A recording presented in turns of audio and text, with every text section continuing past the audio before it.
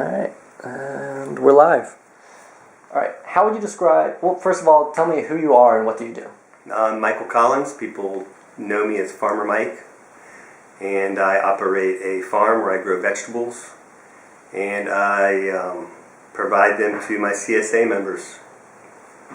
Cool. And how would you describe a CSA to someone who has never heard of it?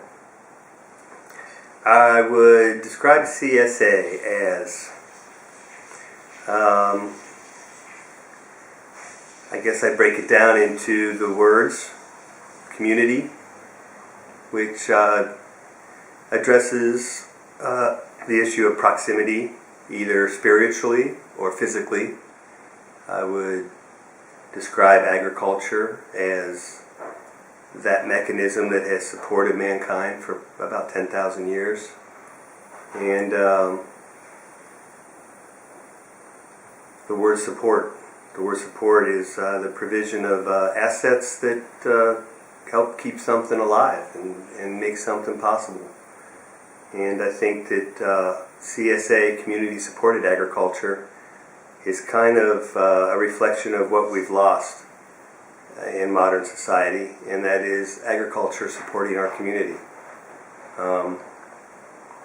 It doesn't happen like that anymore, at least not on a local basis, and that's how it used to happen throughout history. So a community-supported agricultural program is a group of people who get together and decide to share the risk of farming with their farmer, so that that farmer, through agriculture, can in turn support the community that he's part of. Cool. And why did you choose to be a farmer and start a CSA? I didn't choose to be a farmer.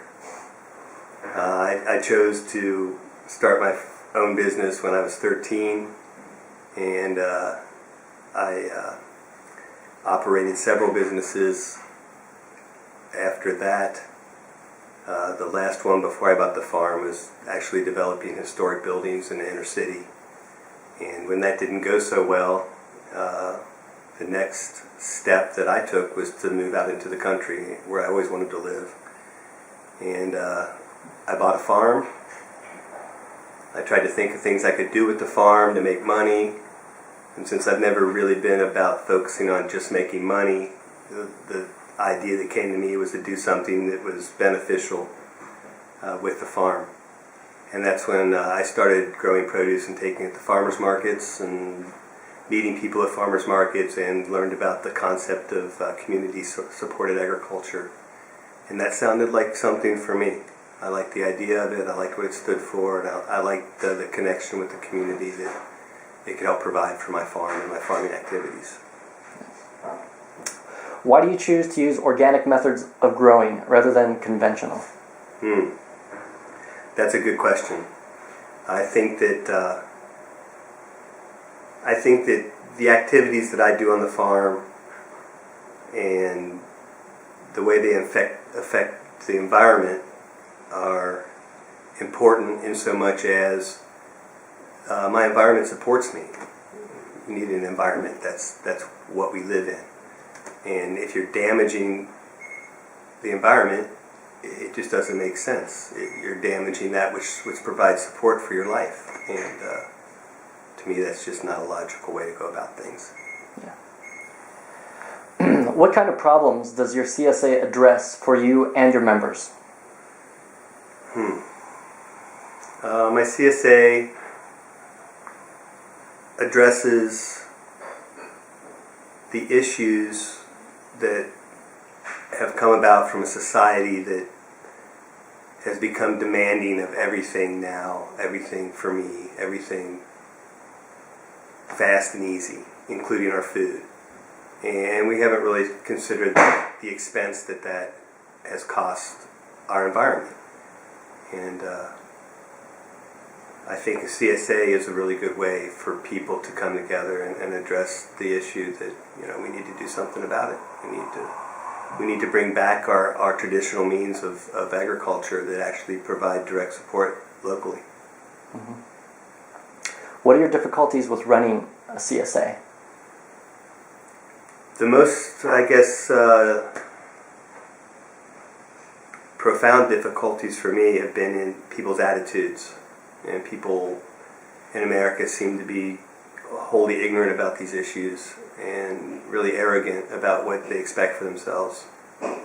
And that's frustrating as a small farmer. It seems like it's just so much easier for people to go to the grocery store and get whatever the cheapest, and irregardless of where it comes from. They don't seem to consider the effects of food production on our planet. And other than that, difficulties are physical and real. The weather is incredibly challenging and beats me up on a regular basis. And the amount of physical labor is pretty challenging. When you do things with the consideration of what's good for the environment, you're doing things more physically. You're using more physical labor than less mechanical and less fuel. Less petrochemicals. That's all part of the concept. Yeah. Why do you think people choose to belong to a CSA? I think they choose to do it for a variety of reasons. I think that one of the primary reasons people choose to join one is they hear about the great produce and how they can get great food for themselves. And that's okay, and there's a bigger picture than that. And I think the people that join a CSA and choose to do it looking at a bigger picture than what they just get for themselves are the people that are going to stick with the CSA. And those people choose to do it because they want to help support their farmer. They want to help make a difference in how we do things and how we treat our environment.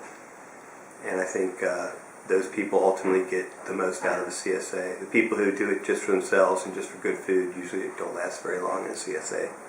They usually go other places. Mm-hmm. What kind of societal problems does being a local organic farmer face or confront? Takes me back to the arrogance and ignorance issue, I guess. In society, we just have lost the ability to, I guess, think about the big picture in a lot of ways. We have busy lives where we got our jobs, we got our families, we got responsibilities that we think about, and it doesn't give people a lot of opportunity to think about these things.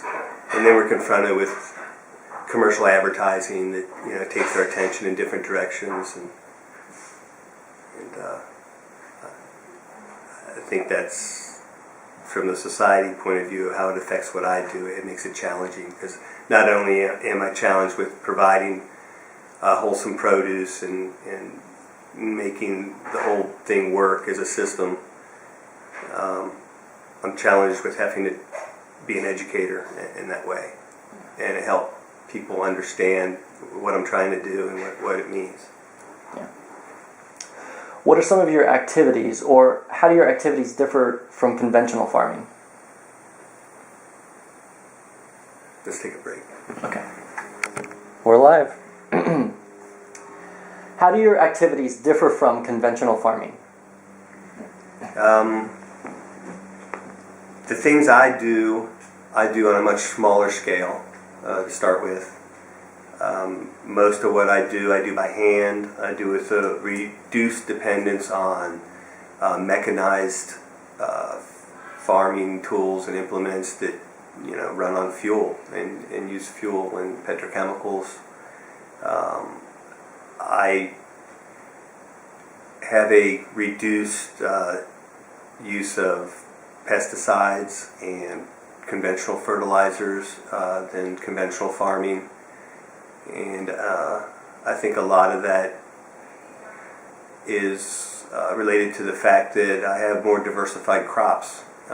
Conventional farming has come to be more about the things that we call monocropping, or very few crops on very large farms, so that once they have a problem, it's hard to deal with because they're dependent on one or two crops. So if you have a problem with one or two crops, you don't have all the other crops to help buffer that. Conventional farming happens on a scale that requires different economics than what I do. when you're growing on 1,000 acres or 2,000 acres, you have to produce a lot of product to make that work, and it's a lot of just one or two products. So you're probably not going to be able to sell all of that in one place. So therefore, it brings in another need of having to ship it to markets that that will be able to absorb that supply. On my scale, I grow a lot more diversified products, but a lot less of each one, so that they're able to be absorbed in the local market more readily. And what is your size scale? My vegetable garden is only about 2 or 3 acres at any given time. And believe it or not, that's enough to feed 100 people. If you do it right and it's well organized. And if your broccoli fails, you've got 25 other crops throughout the season that may not fail. And you're not selling things by a skid full loaded up, or actually it's more than a skid full. Conventional farming will fill up a tractor trailer, and I'm filling up a van of a bunch of different things instead of a tractor trailer of just watermelons. And so my scale is drastically different. Yeah. How has modern commercial farming affected you and small farmers in general? I think modern commercial farming or industrialized farming has come about primarily because of society's demand for ever cheaper and more readily available food. And it's basically the attitude of I want to have it now, I want it to be as cheap as it can be, and it needs to look perfect. And so how do we make that happen? Well, we've made it happen by industrializing it to the point that we have to use more pesticides to make sure it looks good. We have to use farming techniques that are more detrimental to our environment in order to be able to produce things on that scale. And the price competition of making things ever cheaper on that size of scale has made it incredibly difficult for small farmers to compete who may produce a better quality product or a healthier product, but there's a cost to that, so it's going to cost more. And there you have it. I mean, if somebody's selling something for half of what you can sell it for, it's not going to take long before they put you out of business. And what we've done by taking away the small farmer's ability to make an income by paying them fairly for their work and fairly for the produce they supply, it's made it so they can't succeed in business. And over the past 3 or 4 generations, we've lost something like 85% of our small family farms in favor of huge industrial farms that can supply a lot more and a lot cheaper, even though it may not be healthier for either our bodies or our environment. What do you see in the future for CSAs? For the future of CSAs, I see a lot of people joining because it's the thing to do. It's a fad. They feel good about themselves without really understanding what they're getting into. And my hope would be that once they're in it, they'll start to see and understand, although that may not always be the case, and those are probably the people that aren't going to stick with it. For example, I live in a city of well over 1 million people, or farm outside of a city over 1 million people. And while it probably would only take 100 people supporting what I do to be able to afford me a living, I'm struggling to find even 100 people out of 1 million that will do it and stick with it. And I think that's pretty sad. And I think that in the long run, that for the people who do stick with it and they do it for reasons that are bigger than just what they're getting for themselves, and they're doing it because they want to support local agriculture, that it can in turn support their community, I think they're going to be a lot happier and a lot more content with their lives. Cool. Well, Farmer Mike, thank you for your time and your honesty, especially your honesty. Thank you so much. I appreciate the opportunity. Great.